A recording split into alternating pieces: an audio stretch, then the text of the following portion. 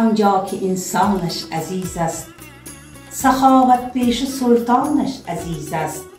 وطن مادر، وطن جان و جهان است، بهشت آسا زیری دامانش عزیز است.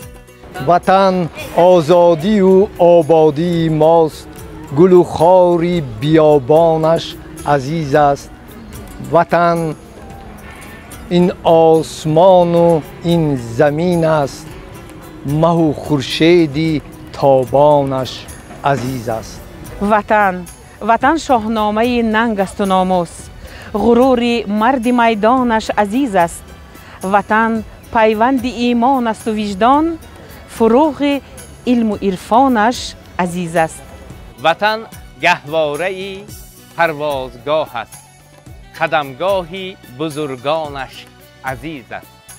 وطن این یادگاری از نیاگان، که هر یک خشت و ایوانش عزیز است.